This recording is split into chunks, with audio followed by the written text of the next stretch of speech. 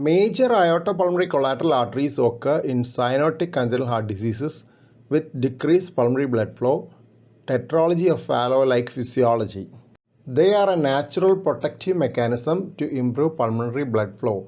MAPCAs are more likely to occur in pulmonary atresia than in simple tetralogy of Fallot. MAPCAs can also occur in conditions other than the typical pulmonary atresia with ventricular septal defect. In a retrospective review of such cases, 33 had single ventricle anatomy while the rest had two ventricle anatomy. Among those with single ventricle, 15 had unbalanced complete atrioventricular canal, 6 had pulmonary atresia with intact ventricular septum, and 12 with other forms of single ventricular physiology. Among the 17 patients with MAPCAs and two ventricles, 5 had complete atrioventricular canal, 4 had corrected transposition, 3 had double outlet right ventricle, 3 had scimitar syndrome, and 2 had complex detransposition of great arteries.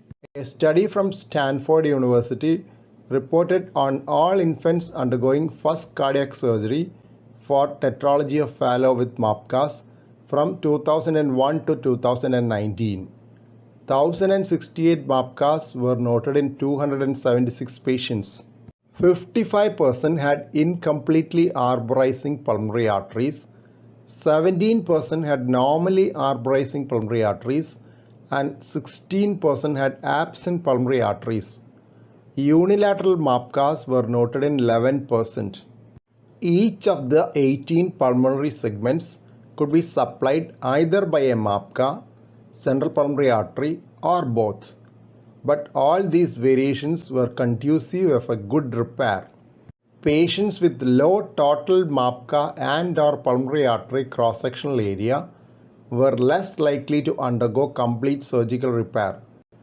Total cross-sectional area of the central pulmonary arteries and MAPCAs is an important driver of outcome. Unifocalization of MAPCAs is an important initial procedure in the surgical repair of patients with congenital cyanotic heart disease and MAPCAs.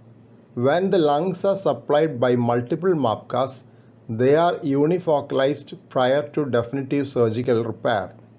Connecting the distal end of MAPCAs to a single vessel is known as unifocalization.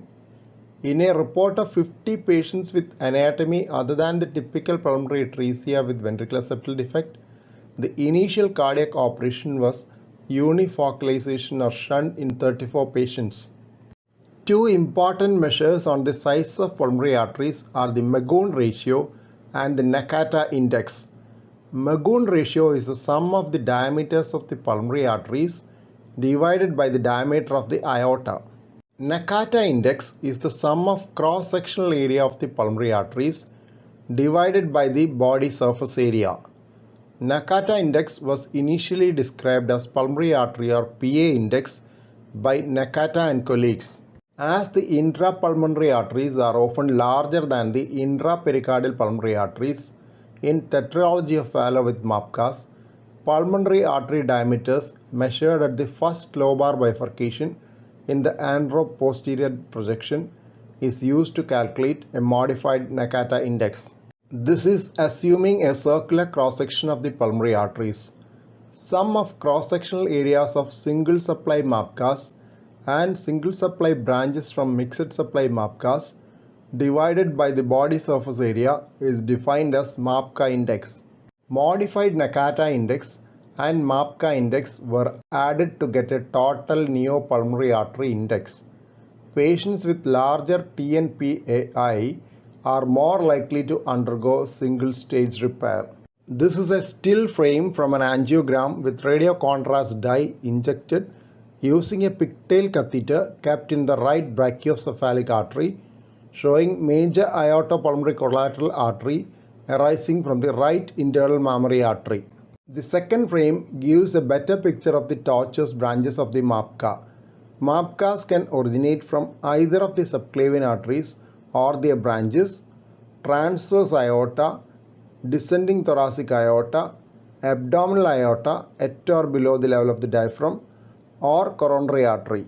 Collaterals to the pulmonary arterial branches can also occur from bronchial arteries within the lungs. Hilar collaterals can also occur in pulmonary atresia.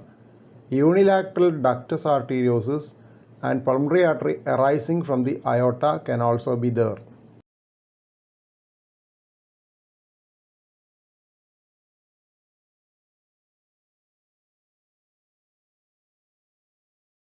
Sternal wires are seen, indicating that it is a post-sternotomy case. A radiopaque coil is seen overlapping the posterior end of the left fourth rib just below the medial end of the left clavicle on the X-ray. The appearance is suggestive of coil closure of a major aortopulmonary collateral artery which remained patent after the surgical correction.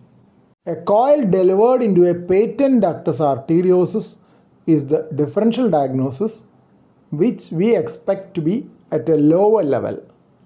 Coil closure of patent ductus arteriosus or MAPCA remaining after surgery is a preferred method as it avoids an open surgical procedure. The coil can be delivered under fluoroscopic control in a cardiac catheterization laboratory under local anesthesia with sedation or light general anesthesia. Using a biotome to hold the coil prior to delivery gives a better control for accurate positioning of the coil. Check angiogram is needed after coil delivery to exclude residual shunt. Residual shunts can lead to hemolysis, hemoglobinuria, and anemia. Patients are asked to check the color of urine regularly and report if there is any color change suggestive of hemoglobinuria. Residual shunts can be closed by further coils or device delivery. Only very rarely will they need a surgery for open closure in view of hemolysis due to residual shunt.